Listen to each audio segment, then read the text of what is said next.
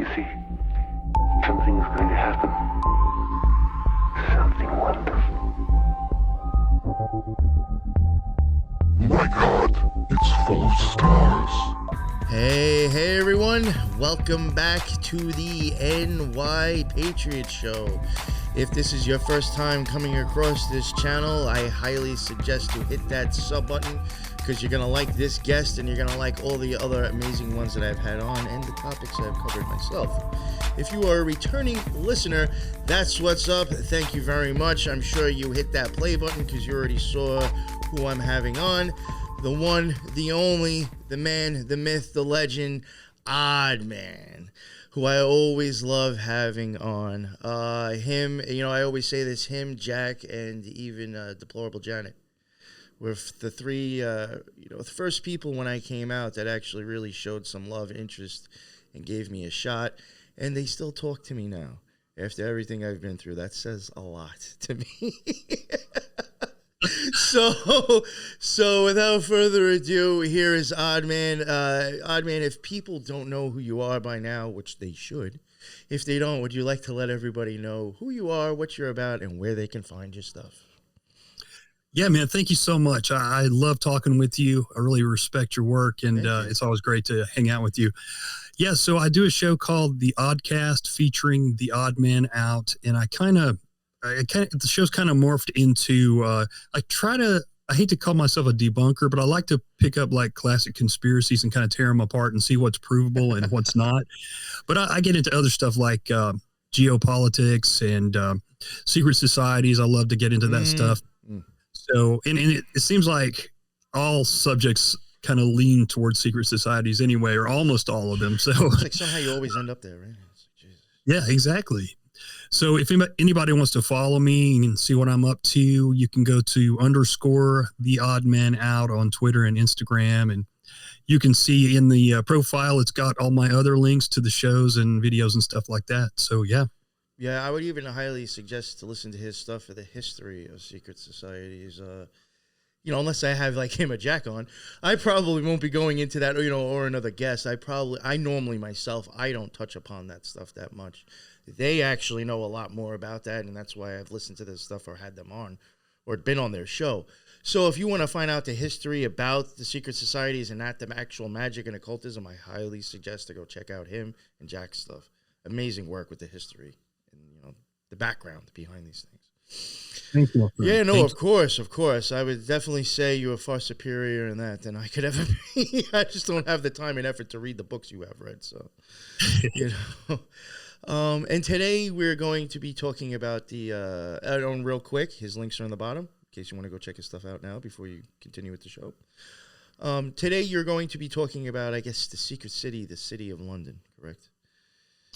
Yeah. It's, I think everybody in the conspiracy community, if they've been in it for a while, have heard, of course, that there are three cities who control the world, Vatican City, of course, Washington, D.C., and then London, England. And, I figured that there was some truth to that, especially with the Vatican, but I never really delved into the whole why they say London. Because, it didn't seem plausible to me in a way because I thought nobody could hide that. But, I started looking into it, and sure enough, and some people may know all about this, but it was new to me. The city of London, there are two cities of London. The Tale of Two Cities, some people talk about that, but there is a greater London, and then there's a tiny little London in the middle, which is, they call it the square mile because it is a mile in size. And it's sovereign. It's completely and totally sovereign. William the Conqueror from Rome came in there about 2,000 years ago. And for some reason, he decided not to conquer that area because it had all these merchants. And I guess he respected that. He liked it.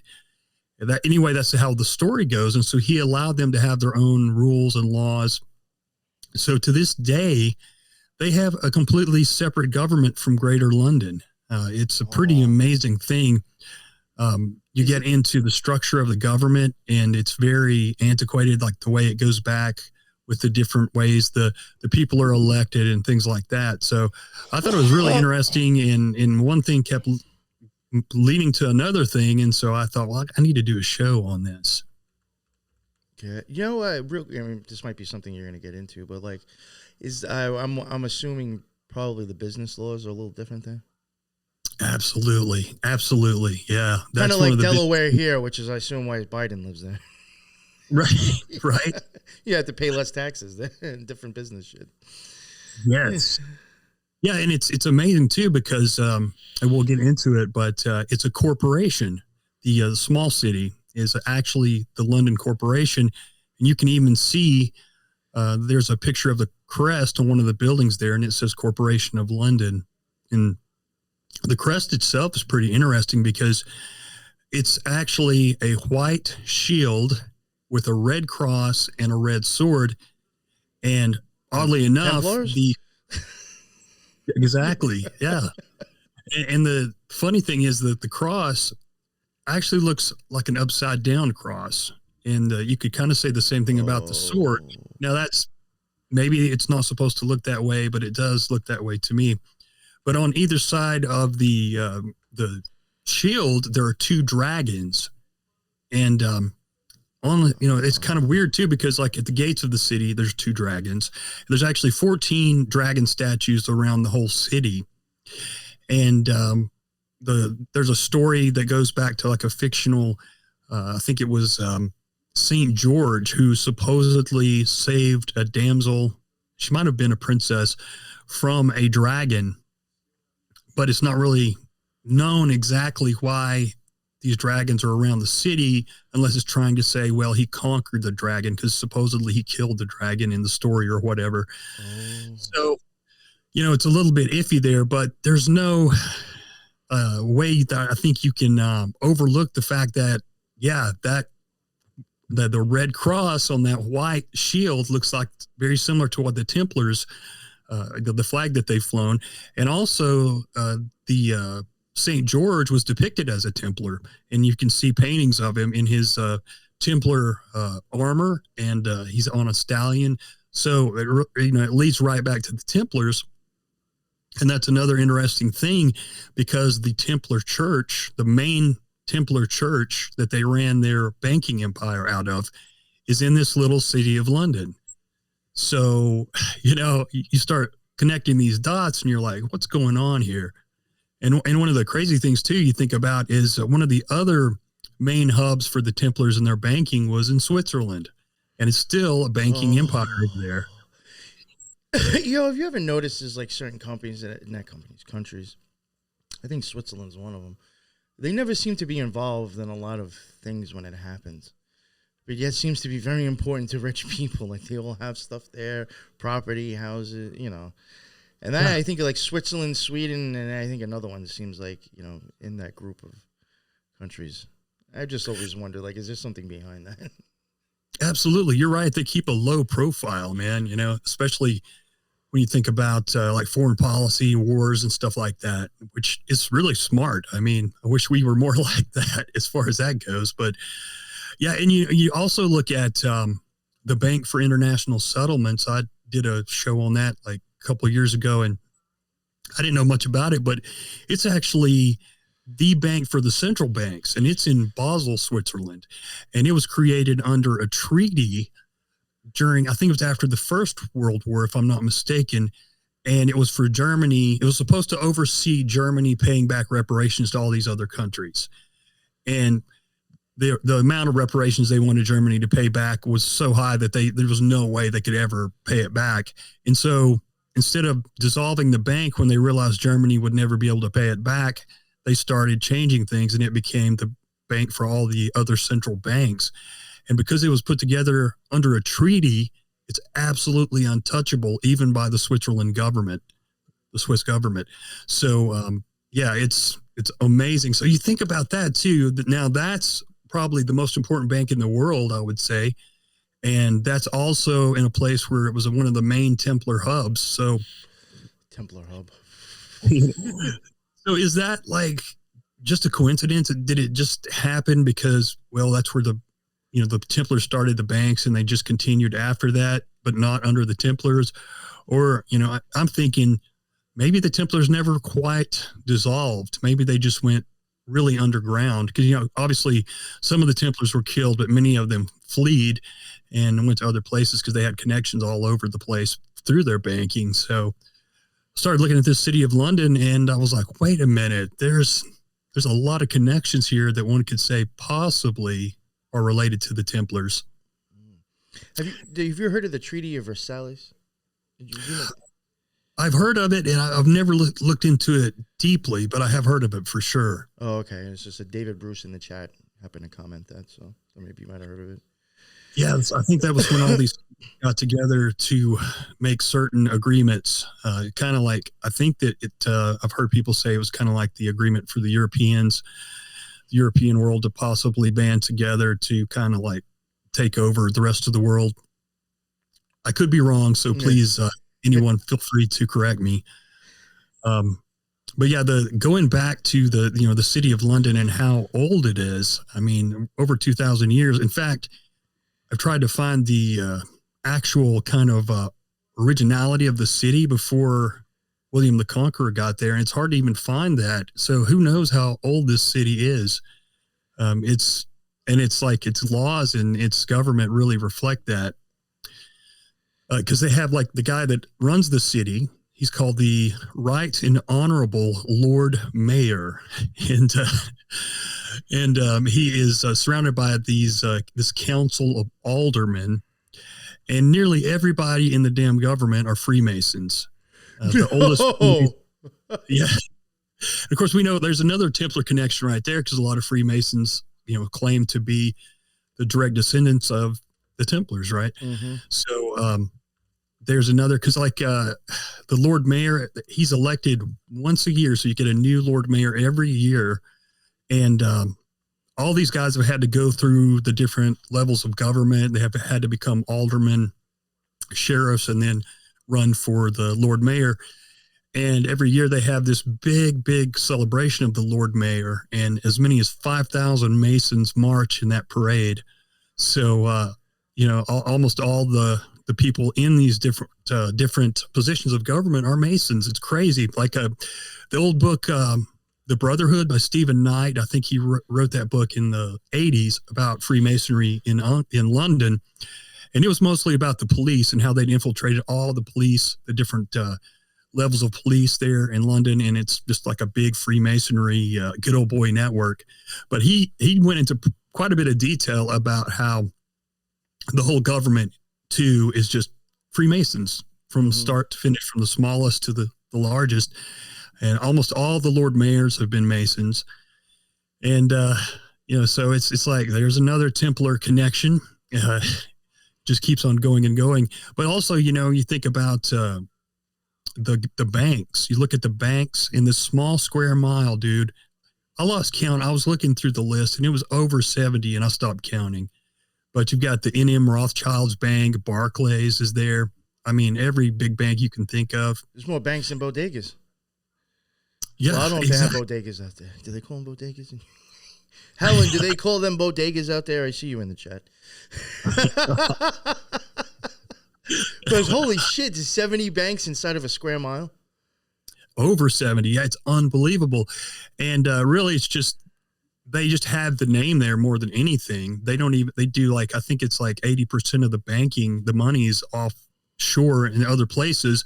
But because they're established there in this corporation city of London with its different laws and regulations, they can say that they work out of London, So it's a great, it's a scam that they've got going, and they've got so much money and so much power that nobody's done anything about it. Nobody can, because of course you got the Rothschilds. They've had their main bank there for like, I guess over 200 years now, maybe 300 years. I'm not sure. I'd have to go back and look. You want to ask you real quick, do like normal people live there, or is it all businesses? Normal people do live there, but I think it's mostly corporations. In fact, when you see how their city, like their government structure works and their voting structure, 3/4 of the votes are by corporations. Corporations get their own votes. And they basically, the way that like the official statement is, because like they try to cover their tracks, and they just exist. The City of London and its government just exists to kind of foster trade and banking, but they don't like allude to banking as far as like this international tax haven style of banking. They just say like the people that live there, we're here to serve the people that live here, and we're here to kind of foster entrepreneurial, entrepreneurship. Sorry, stuff like that. So it's really crazy, man, that nobody or not that many people know about this, because I watched a video of this guy was going through this little area of the square mile asking citizens and people that worked there if they knew how the government worked. They didn't even know, a bunch of them, that city was separate from Greater London. So pretty amazing that they've been able to kind of hide this, even though it's not really hidden. It's most people would never know to even look at it. Yeah, I was just wondering, because like I know, and I was just like a thing that was popping into my head. Like I don't know how the UK works, but I know like I'll say from like I can say this from Long Island and upstate New York, or New York, not the 5 boroughs. I don't know how it is in the UK if they pay property taxes. I don't know. But I know out here, like if you were to, like, let's say I was to move to an area that had like an industrial park or a lot of businesses, believe it or not, the property taxes are lower because those companies are bringing in a fuck ton of money to pay taxes. Mm-hmm. So now the people pay less tax. I was just wondering if anything, like if that was going on there, if that was like an appealing thing, like it's cheaper to live here. Who knows? I was just wondering, with all the laws and stuff. That's a good question. I don't know a lot about that, but I think that a lot of people that do live there have pretty well-paying jobs and, work in the banks or in some of the insurance is big there too, as you might imagine, because they kind of go hand in hand with banks.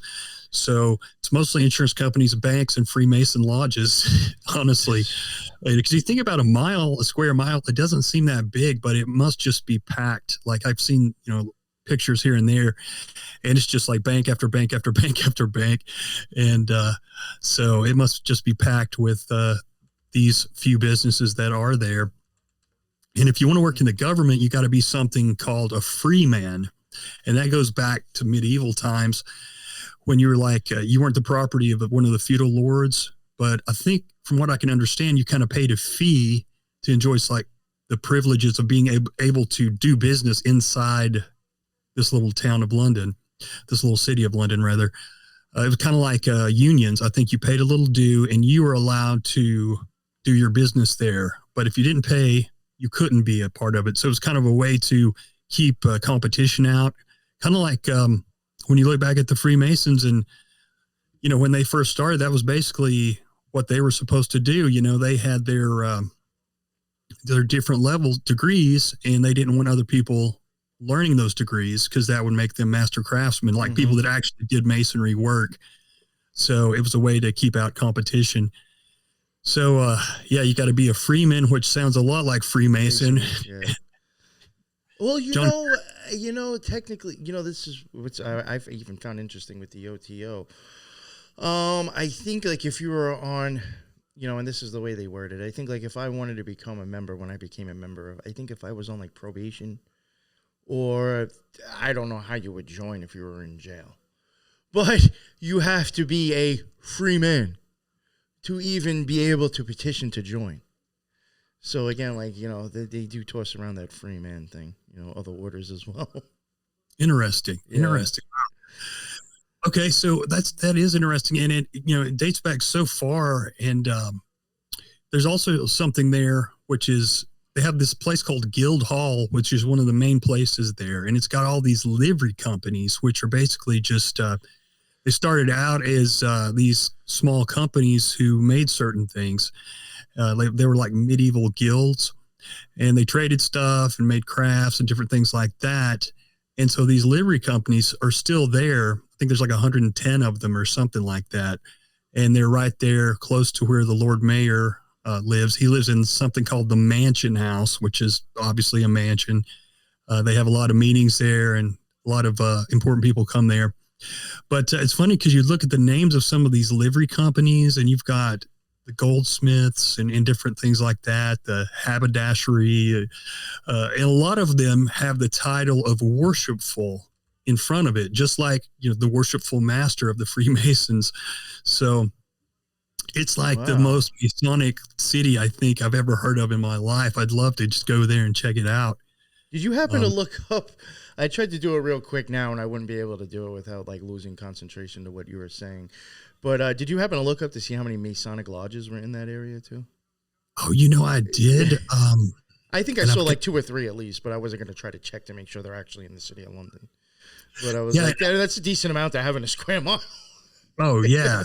Yeah, I've got that in my notes somewhere. I'm not sure where it was a lot, though. Let me look through here quickly. Guys, I was blown away. It was, I want to say over 600, which sounds insane to me because it's such a small area, but I do believe I read that. And I think it was from Stephen Knight's book again. I think he talks about that in there. I'm not seeing it here, but if I find it, I'll mention it for sure. Yeah, it's I would recommend that book too if anybody wants to really look into like how the government works and how the police work. It's kind of dated. I think it was written in like maybe 82, 84, something like that, but you can find it free online. It's called The Brotherhood. And he goes into a lot of detail, and he did a book before that, which I haven't read. I've only read excerpts of it, but I think it's called Jack the Ripper. And he says that Jack the Ripper was a Freemason, and the way he did his killings were in the style of certain Freemason rituals. So I don't know if that's true, but what's weird, and it's like, I don't know, maybe it's stuff that I've noticed when I was a kid, maybe because I was into this shit. But like even in the movie From Hell, have you ever seen that with Johnny Depp? Like they point to him to being a Freemason, like it's not even like hiding it. And it's funny how like that movie, I guess it's kind of old, but like, did everybody forget that like even in that movie they were kind of implying he was a Freemason? Like I think they kicked him out actually at the end because they're like, you're a Freemason and you're killing people. I'm sure that didn't happen, but like at the end, it's like he's standing in front of people that are judging him for what he's been doing as a Freemason. Wow, man. I was just like, and they've even said, I think some of the stuff he wrote on the wall might have been Freemasonic type of like language. So who knows? Oh, wow. But yeah, even in movies, they have already implied that he might have been a Freemason, Jack the Ripper. And, like, I think it was 1717, supposedly the first Freemasonic lodge was opened there in England. I think it was in England. But, it's like, we know that there were Freemason lodges before that. I mean, maybe they didn't call it that, but I think they were underground for quite a while before they became popular, So it's been around for a long, long time. Once you become a freeman and you can, trade and do whatever and work in these livery companies, then you have to get approval by an alderman to work in the companies. And then if you want to be a Lord Mayor, you got to get approval from all of those. That's to my understanding. So there's a weird kind of network there. But you can go on and look at the Lord Mayor, like if people are interested, the Right and Honorable Lord Mayor, the processions and the parades and stuff like that. And he's carried around by horses and a carriage. And this carriage is like something you'd see from a King Arthur movie. I mean, it's like gold and all the detail. It's just unbelievable. And he's in this kind of quasi-Masonic garb that's just like ridiculous. But man, I wonder if it's supposed to really kind of show the Chariot tarot card. Could be why it's overly done. And real quick, I do want to ask you, I had somebody ask, I'm sure there's a reason for it. This mayor, is it M-A-Y-O-R or is it spelled differently? M-A-Y-A-R or E-R? Do you happen to notice? I think it's M-A-Y-O-R. I'm pretty sure. Okay. There you go, Jonah. There's your answer. All right. Just wanted to ask that before I forgot. Yeah, and we're going to kind of get a little bit into like them being a tax haven because that's one of the big draws there. What really got me into this was I watched a documentary, really well done documentary called The Spider's Web. It's called The Spider's Web, Britain's Second Empire, and it's online free. You can watch it on YouTube. It's crazy because it's they go into detail about the tax haven part, which I thought was very interesting because you got like the Pandora Papers and the Panama Papers and all that stuff. And that it's talking about these exact kind of things. And it was funny too, man, because, you know, Zelensky was implicated in the Pandora Papers as being, you know, having these tax havens and owning all this property. And I think he ran on kind of getting money out of government. And of course, God knows how much money has been given to the Ukrainian government, which he's overseeing supposedly. And he's already been known to be one of these people who hides tons of money in tax havens. In fact, I think in the Pandora Papers, Ukraine had 28 of their people. They were the top. They had more people than any other country implicated in the tax havens. And, you know, it's one thing too, you think about, it's like, okay, I get it. You don't want the government taking all your money because they're just going to waste it. So I get the tax havens to a certain degree, but I think that maybe, and I'm just putting this out there, and this is my opinion, that a lot of these wars, a lot of this unaccounted for money, I think is going into these tax havens. I really do. You know, God, you know, this is only just something I've seen, heard. I don't know if it's true. I didn't look into it, but like I've even seen some people post up, again, you know, on Instagram and Twitter, you have to wonder how truthful it is, but I have seen people post up like them supposedly showing like even the money we're sending to Ukraine supposedly is going into these companies, and then they're actually sending it back to other companies here. I don't know if all that's true. But I saw people supposedly saying, like, all this is just money laundering. We're sending it over there. It gets split up into companies. And then they're sending it back to companies in the United States, or some of it. I don't know how truthful that is. But if that's true, obviously, like what you're saying, I mean, you know, money's being played with for war reasons. Oh, yeah. I wouldn't doubt that a bit. I wouldn't doubt it a bit because, I mean, the money is obscene. And you think about just in our lifetimes or our younger lifetimes, you know, the war on terror and all that. I mean, the money that's been spent on these wars is unbelievable. And, you know, we've seen in the past, we've seen headlines about how all this money's unaccounted for in Iraq, Afghanistan, different places. You know, weapons are unaccounted for, like a large amount of weapons, even equipment and stuff like that. And so you really wonder about where all this stuff is going. And, you know, with these tax havens, it's like they know, like say the Cayman Islands, that's one of the places. And like people have tried to get things done, and, you know, the British government, they say, well, we can't do anything, even though these places are under our watch. They're part of the British government. They say, well, we don't have any jurisdiction in there, which they really seem, I think that they actually do, but there's obviously an agreement because probably a lot of these higher ups in the government there also have money in these tax havens because they do it kind of through, is my understanding, they do it through these trusts, these money trusts. And I remember looking into the Skull and Bones, and they had the Russell Trust. And you look at, and you look at Cecil Rhodes, and he has the Rhodes Trust. Of course, he's dead, but, you know, and that thing is still pumping money and funding all this, you know, the Rhodes scholarships, and I'm sure it's still funding maybe the Council on Foreign Relations and stuff like that. And I looked at a bunch of those other colleges, the elite senior only colleges, and they all had trusts. But in specifically there in London, their laws are such that they don't have to like monitor the trusts. Like nobody really even knows who owns the trusts, what's in the trust. So they've got it made, man. There's no traceability to it. So it would be a great way to kind of divert some of this missing money into these bank accounts that, you know, who'd be the wiser? Mm-hmm. That's all. I also wanted to ask you real quick. I had Jonah saying something about the BCCI. Oh, the BCCI. Yeah, I have read a little bit about that. And I know that was a bank that was a pretty big bank, man. It had locations everywhere.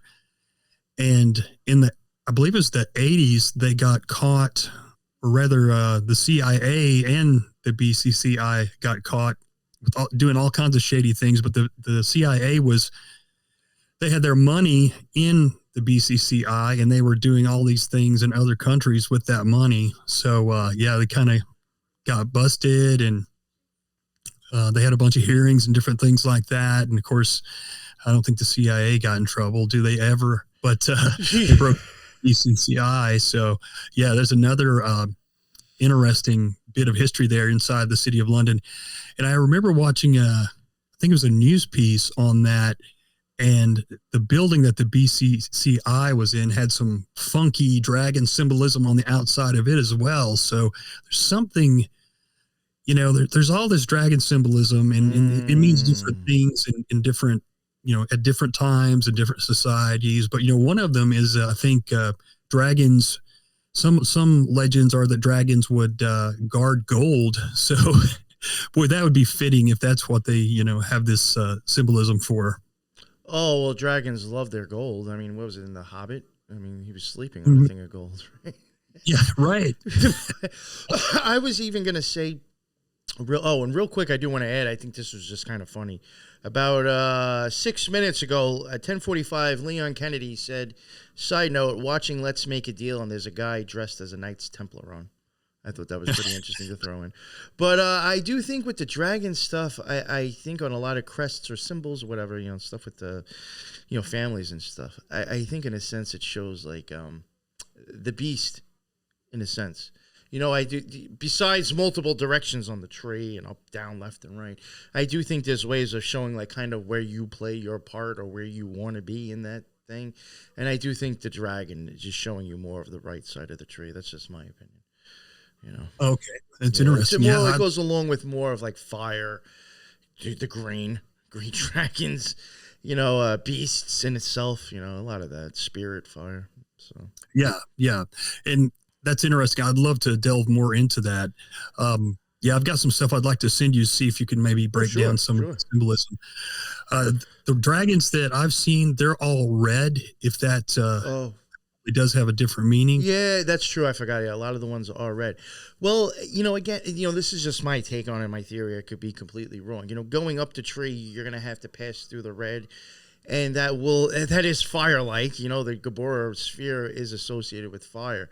And going up the tree, that's like kind of like breaking out of the system, crossing over into the abyss, which you would need to, in a sense, awaken the beast to a point.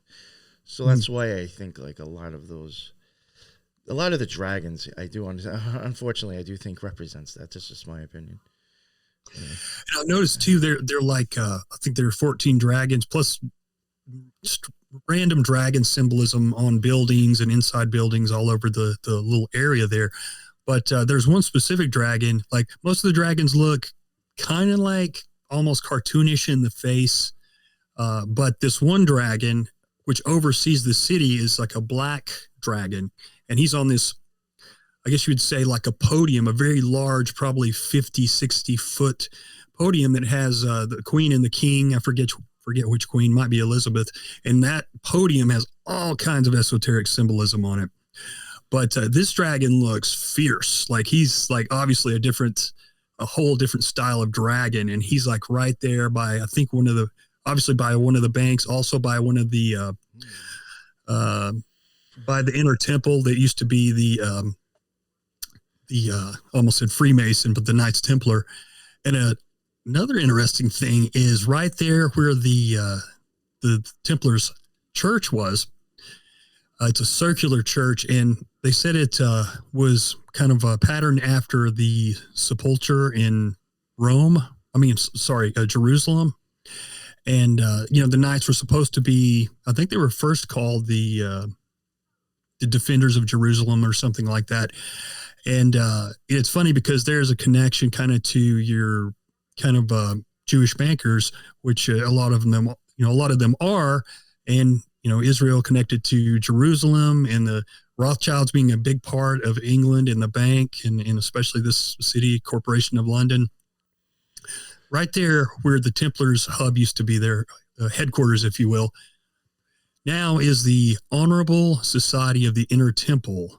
It's the inns. There's 4 inns of court, as they call them, and it's a professional. It's like a bunch of professionals in law, barristers and judges is what they call them, And it says here, to be called to the bar and practice as a barrister in England and Wales, a person must belong to one of these inns.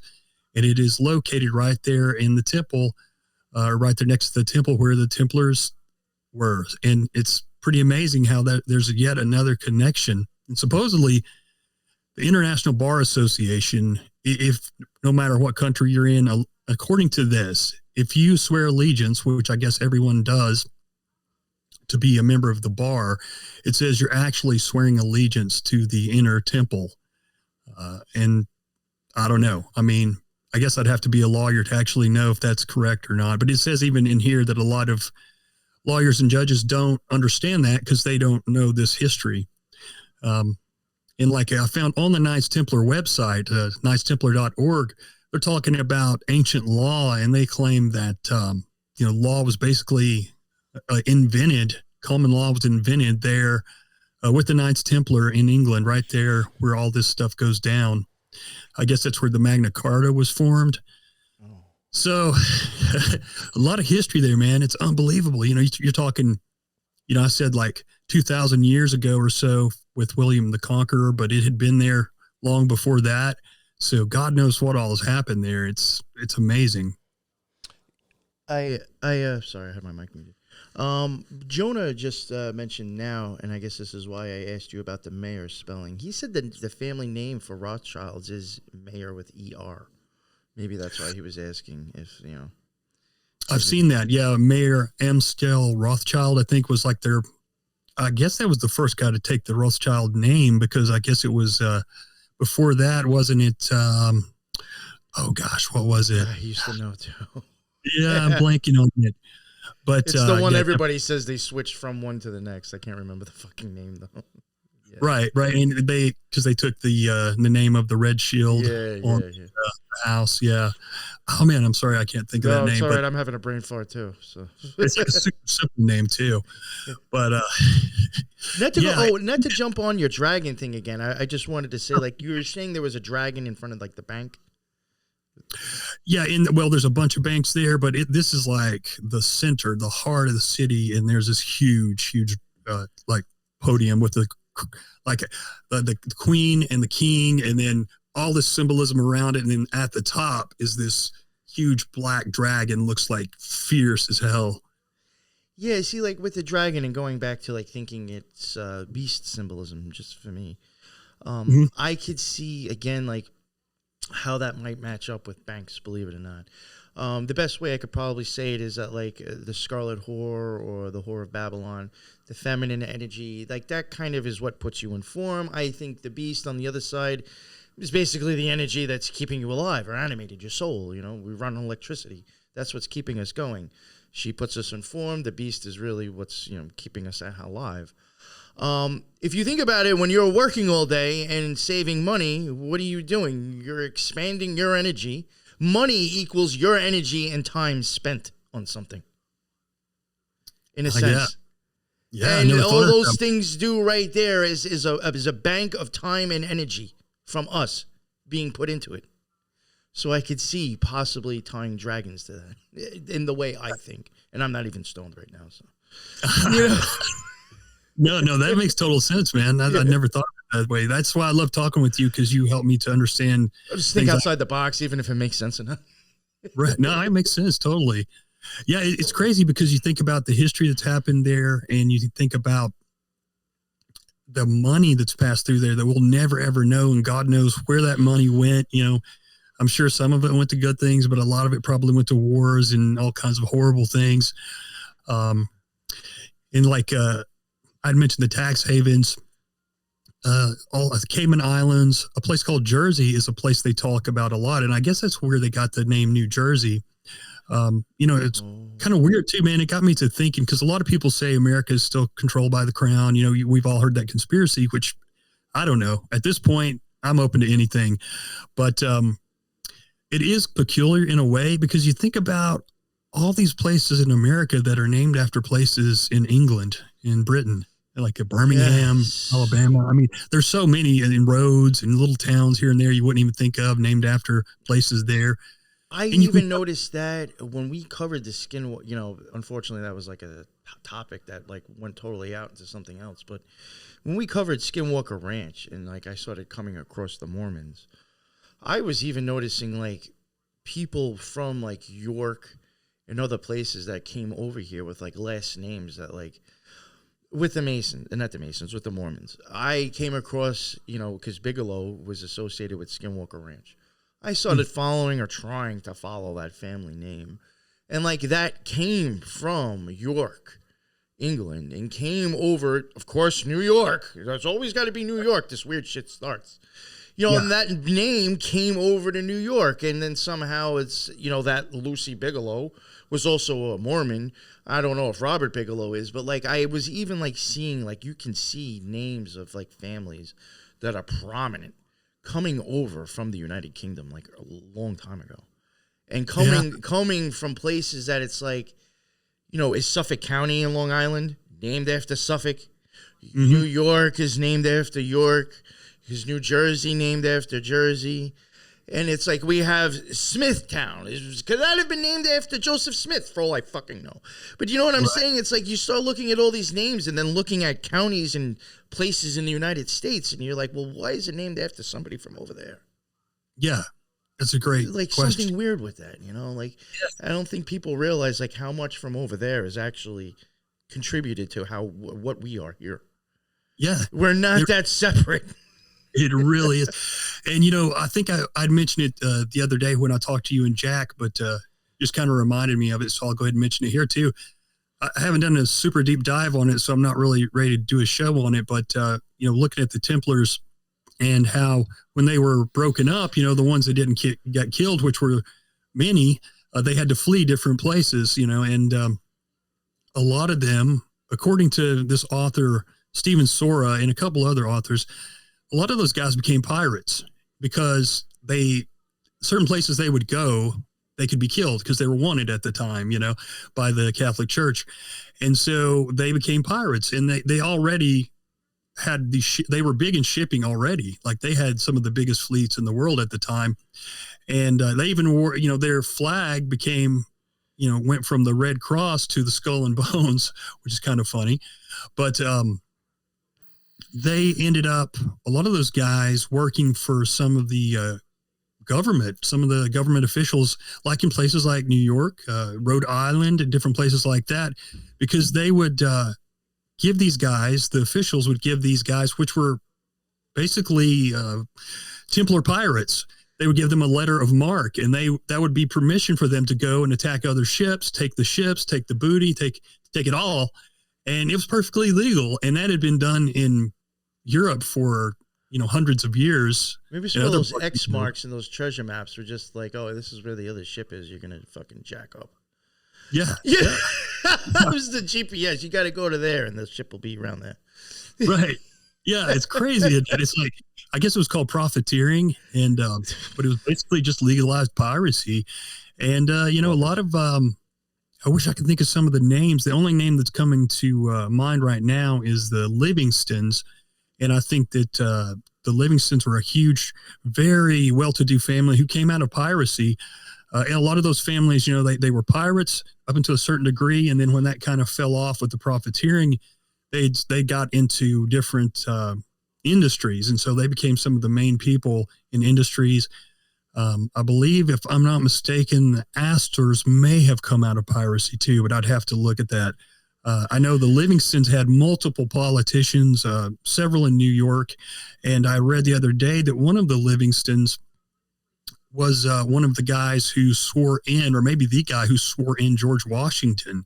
So, you know, a lot of these families really were, you know, they made their fortunes in piracy basically. And then they came, you know, and were able to turn it around to do other things. So that's something you don't hear about, another Templar connection. So the Templars are, you know, it's weird, man. It's weird that they were so influential and still are in a way. You know what I just thought of real quick because you were saying this. When was it? You said it was hard to find anything out about the place prior to a certain date. What was that date again that you said? Like, was it 18 something? You know, I think it was.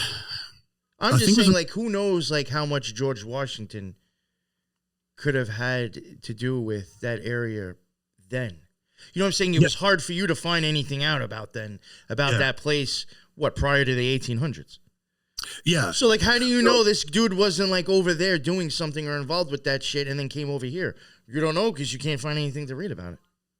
Yeah, that's true. And, because it dates back past the days of Rome and, and God knows what's happened. I'm sure we've lost a lot of the history that's happened there. But absolutely. It was definitely still, it was going strong at that time of the country for sure. Going strong at the time the U.S. government was founded. And, I was reading a little bit about how Washington, he didn't have a lot of money. He did have some land, but he mainly inherited the land from his wife, who came from a pretty well-to-do family. And then he had a brother. He had a sugar mama. Yeah, exactly. Yeah, definitely. Martha Washington. And then his brother. Yeah.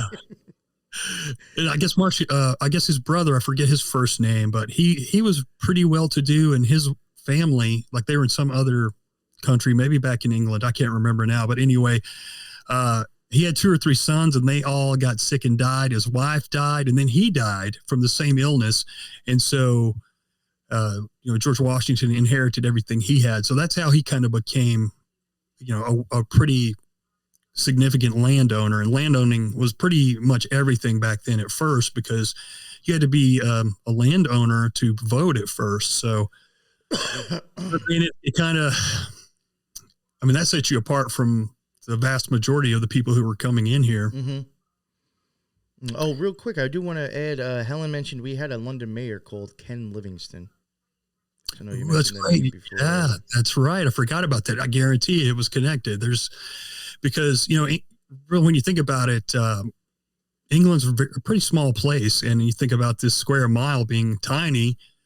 So I'm sure you will see a lot of these last names. Probably a lot of these families are still very well to do, because, you see the way it is here in the United States. A lot of the same families have been extremely rich for 120, 150 years. So this stuff is generational. And if they know these secrets and they know these tax haven, laws, then they know more than most people, and they can, benefit from that as long as they, it's possible. Well, that's even like what I was getting at before. I mean, not even town names, like, God damn it, fucking street names. Yeah.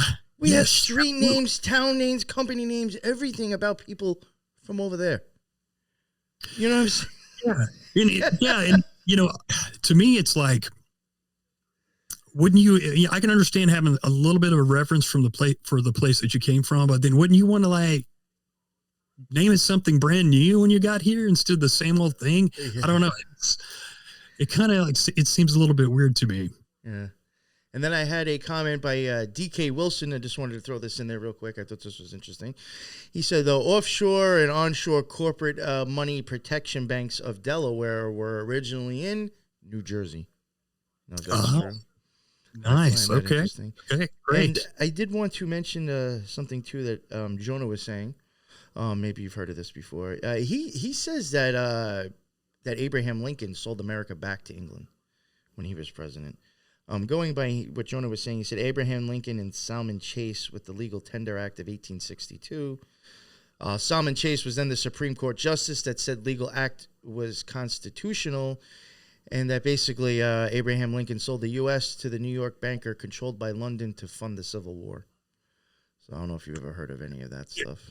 I've read a little bit about that, but honestly, I don't know enough to really make a competent comment. Salmon Chase was very influential for sure. And, he had connections to the Rothschilds and the Jewish and British bankers. So, I wouldn't doubt it a bit.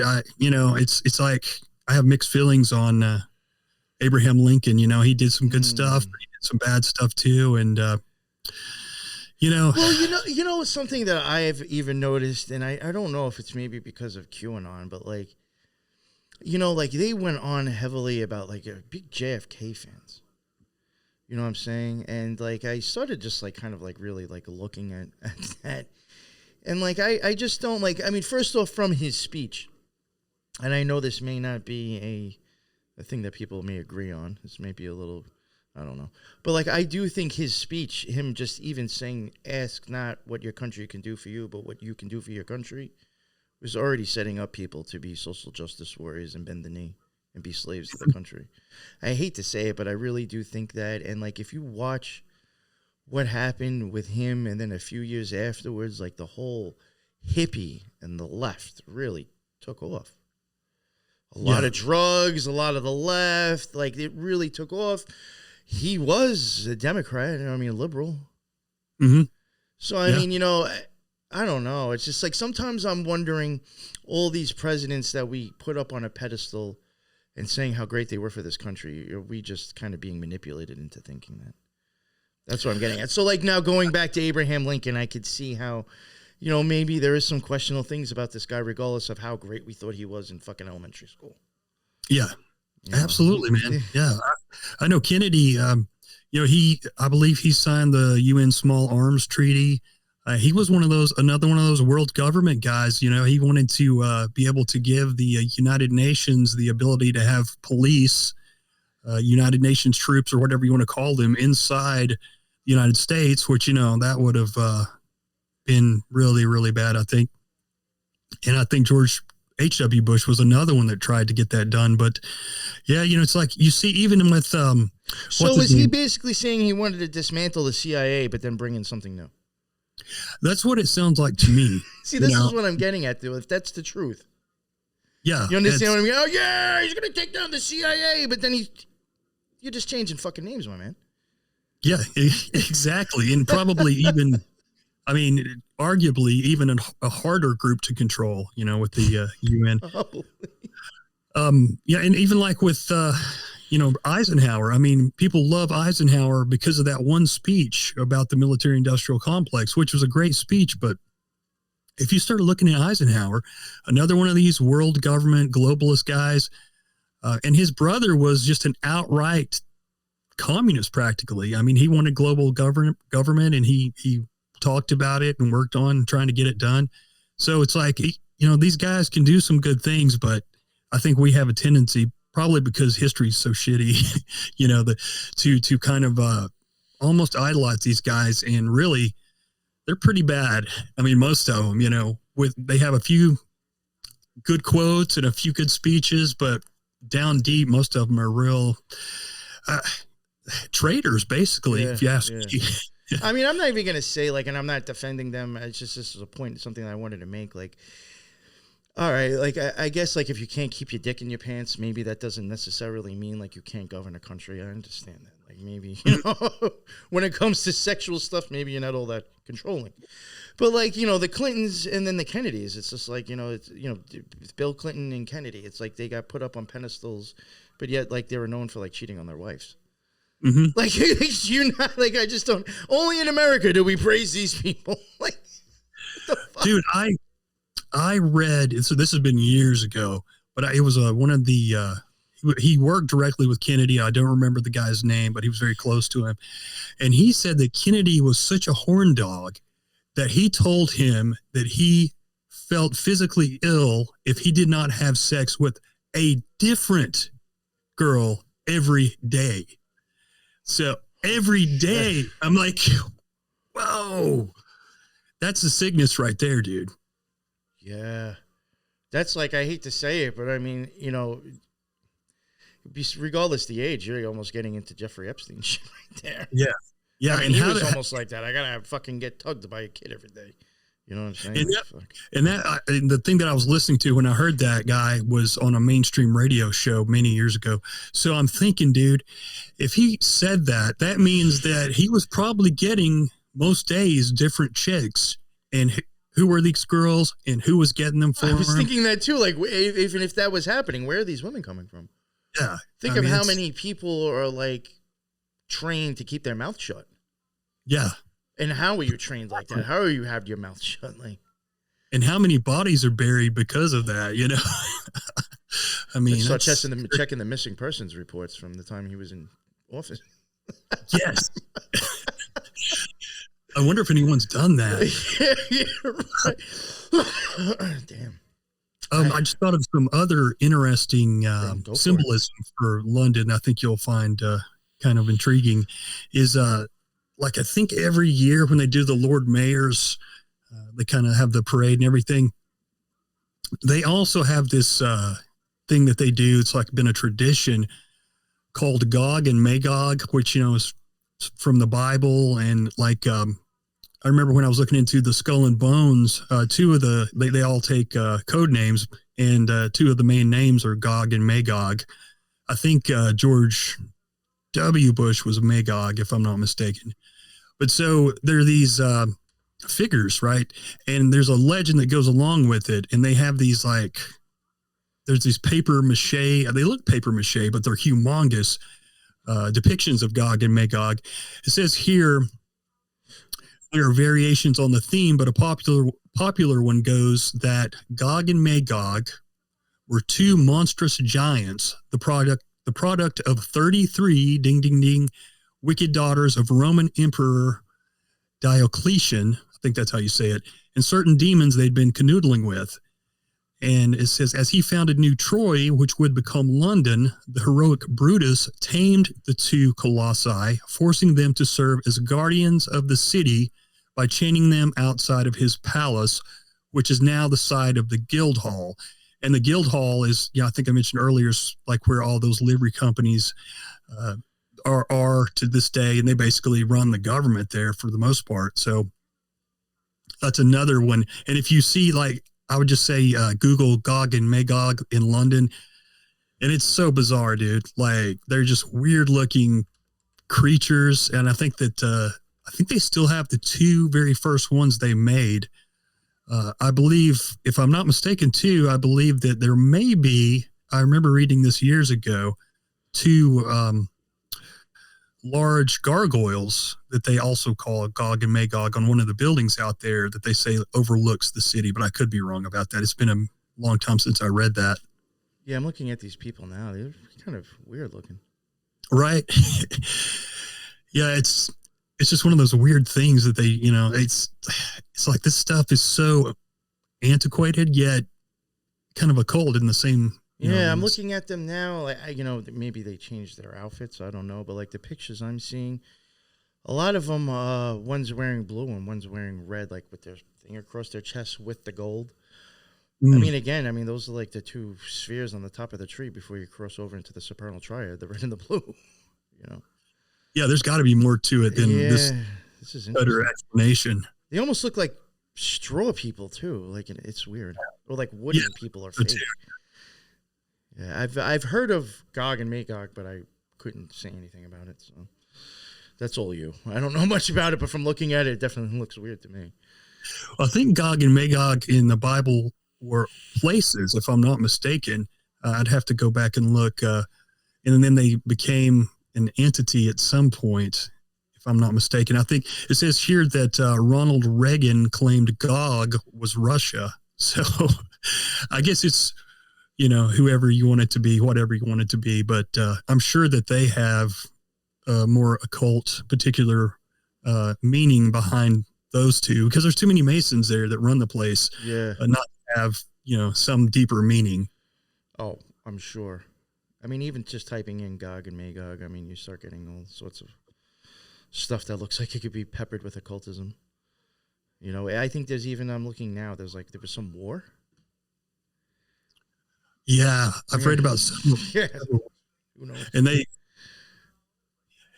it's somehow, even through all the wars and different things like that, different kings and queens and stuff like that, this city has always remained sovereign and kept its laws, which is pretty amazing. This shows you, though, I think, the power that's probably behind it as far as money goes, and in these entities that actually control it. If you're more powerful than wars and in kings and queens, then that's saying a lot. Yeah. Yeah, I do want to also mention, Eric just commented, Gog and Magog are said to engage in human cannibalism in the romances, in the romances and derived literature. Oh, okay. Yeah, that's interesting. Yeah, that's a little fucking weird. But okay, interesting. Thank you very much, Eric. Yeah, so it's pretty interesting, man. I mean, I'm sure I've just scratched the surface because I haven't been looking into this very long. But I did I want to wanna mention, and I think I sent it to you, I think after the show. I mean, listen, if there's, how many banks did you say is in that area? Like 70 of them? I was counting through there and I lost count at 70. So I got tired of counting. I'm sure maybe the possibilities of banks falling on number 33. It's just, it may happen, but like I think like Helen have even sent me like, you know, this big bank that the address was 33 in the city of London. You know? So. Yeah, and mentioning 33, let me see if I can find that here. Let's see. So talking about the boroughs of London, I think it said that there are 32. Okay, there are 33 boroughs on one side, then 32 on the other. It's like, come on, man. That's Freemasonry right there. And then it says also, too, that they took on the motto of the city in the year 1633, which is Latin. I'll probably mispronounce this, but Domine Dirige Nos, which translates as Master Direct Us. Yo, so wouldn't that be considered 1700s? Well, yeah, that was 17. Yeah, I guess that would be 17th century. Yeah, that's what I meant. 17th century. Yeah, so 17th century 33. We throw a dragon in there. We got the beast in the 17th. In my opinion, you know. And yeah, it's weird, dude.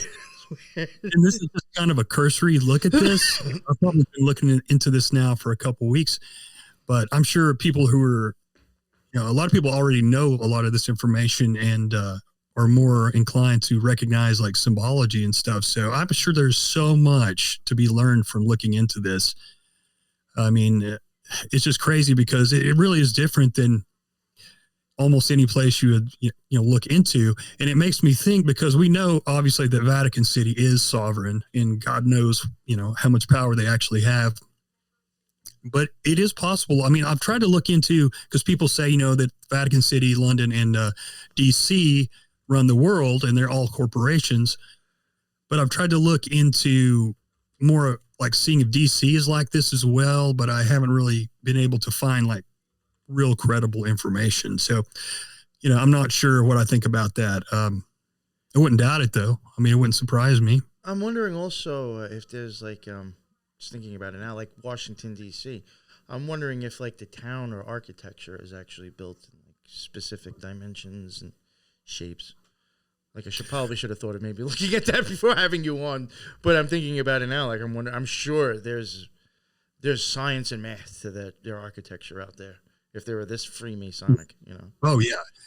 And I'll send you, there's 2 incredible videos that I found that show a lot of the symbology on the buildings there in London.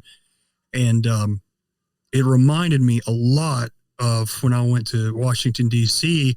You just pass through random buildings and there are these etchings on there of these faces, you know, all these like weird looking faces that look out of place because they're not like pleasant looking faces, you know. And I see, you know, there's so much symbology in DC as well as England or London. So those are 2 things that they definitely have in common. And I thought of another city too that I haven't really looked into, but Malta is also a sovereign city. And you could connect the Knights of Malta kind of to the Knights Templar. So, you know, I don't know if there's been a lot of people looking to the island of Malta, but I think that they are, you know, they have their own separate laws and different things like that. So I wonder if that is also a tax haven. Oh, could be. Yeah, those guys keep pretty quiet. You don't hear much about them. I mean, even look at over at, you know, it's funny that you're talking about this, and I'm actually thinking of Disney World in a way. I mean, isn't that even set up to where it's like, if you pay any taxes and you live there, it's going back to you in a way? Like, it's like a kind of like, I think, a tax loophole. So I'm sure there's one for that area. Fucking Disney World has it. Oh, sure. Yeah. Yeah. I think, it wasn't Disney kind of partially at least set up by either the FBI or the CIA. I remember reading that a long time ago. But I think like they like with their own like laws and their own things over there. I think when I was looking into it very briefly, it was like, I think if you pay the taxes, like you're not really paying anybody because it's hard to explain. But Right. I think it's just like you're not paying anything. Maybe it's going back to you. I don't know. But And, another thing I'll say quickly too is like, with people that, probably a lot of people that are listening to this or watching this, they're not skeptical, they're open-minded, but a lot of those, normie people that are, like, they don't want to hear any of this. They think everything, outside mainstream history and news is a conspiracy, but this stuff is easy to look up. I didn't even have to do that much digging. And if this conspiracy is true, which it is, then what other conspiracies are true? So I think that this might be a good place to start to kind of turn people who are kind of skeptical still of conspiracies, kind of turn them onto it. Because once they find out, holy shit, I mean, like people who live in England don't even realize this, it's like, it's crazy, man, that it's kind of like, hiding in plain sight. Yo, that's really good point. And there is a lot of things, and for people listening that maybe you just came across this, kind of teetering on the fence. There is a lot of things that if you knew to look it up or whatever, it's not conspiracy. There's a lot of things that you can actually find that is admitting to wild, weird stuff. It's just a long time ago, and they assume most people just don't know about it and are going to look it up. But there's plenty of conspiracy stuff that you can find that's like, wow, this is like actual legit and true. Like this is known fact. It doesn't have to be conspiracy. You know what I'm saying? And Absolutely. Like I was even, I'm not going to get into the family's name because it's something that we're going to cover and get into it. But like there was even someone I came across recently going into a topic, went off into another topic. And I was just like, holy shit, like I'm covering this family that is like still fucking, everybody knows who they are. And back in the day, I mean, I'm like, yo, these were like the Faucis of now. And it sounds so ridiculous. And when we do the show, people who may not know will be like, probably like, holy fuck.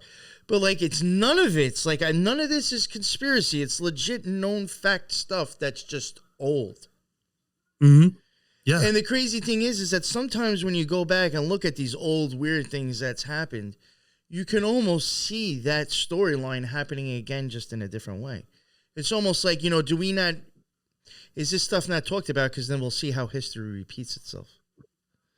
That's great. That's a great point, man. Yeah, you're right. Because like you can see patterns throughout history. Yeah, like when I'm talking about like this one family manipulated the country into health stuff. Mm-hmm. And it's like, well, Fauci just did that now. Yep. You know what I'm saying?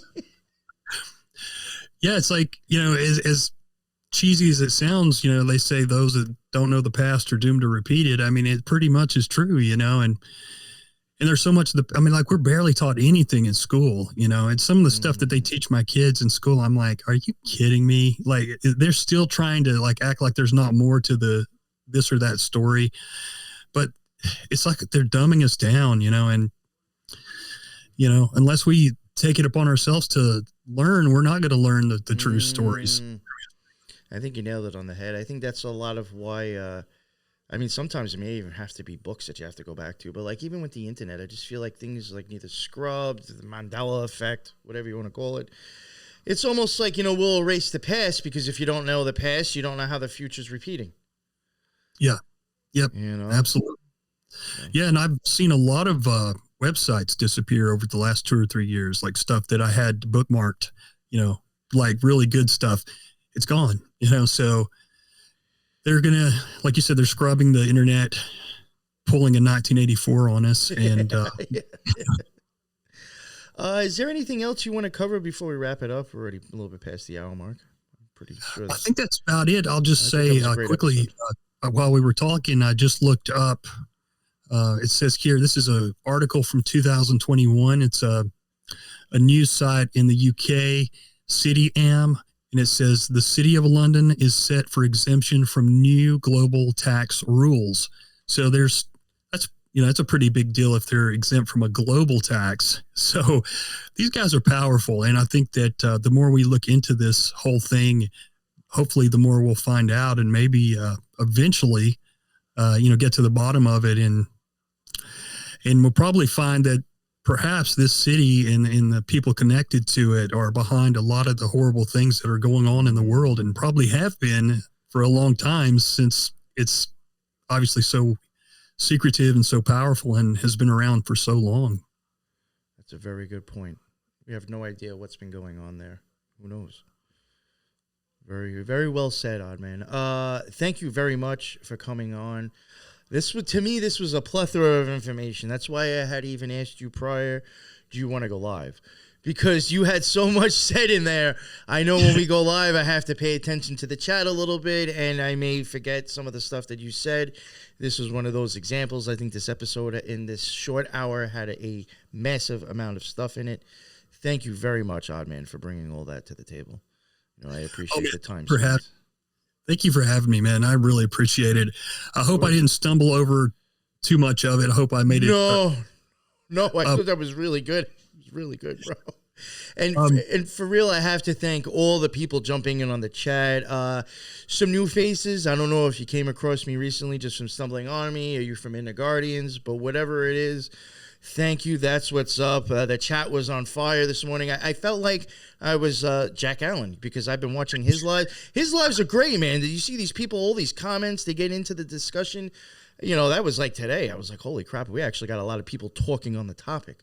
And that's why I love the lives. Thank you all for jumping in. We had, Leon, Carl, David Bruce, DK Wilson, Eric, Bagoy, Helen, all yours, everybody, you know who you are. You all jumped in on the live today, and actually a decent amount of people for this time. So that's what's up, and that's why I do it, because I do like to be able to, I guess, intermingle with the listeners, So that's what's up. Thank you all for jumping in. I love it. Thank you, Oddman, again for coming on.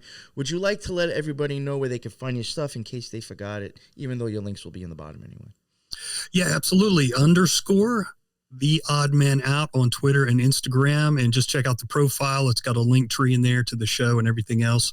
And also, I'll mention quickly too, if you want to look more into this, there's a book called Treasure Island that goes into detail about the tax, all the tax havens. I haven't read it yet, but I've seen several interviews with the author, and it seems like it would be a really good book if you want to look further into it. Very nice, my man. Thank you.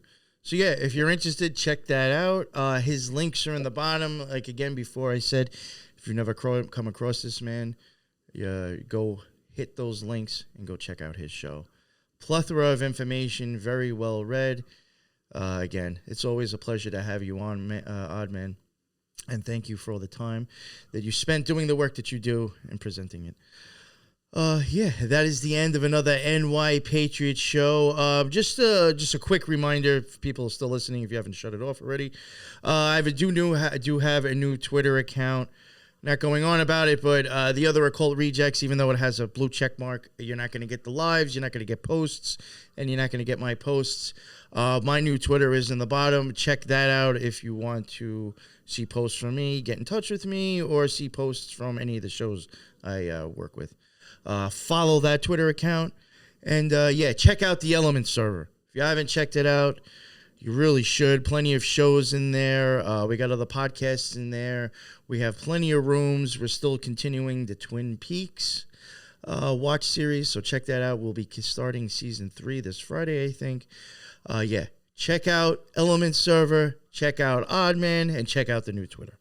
And until the next one, everybody be well. Later.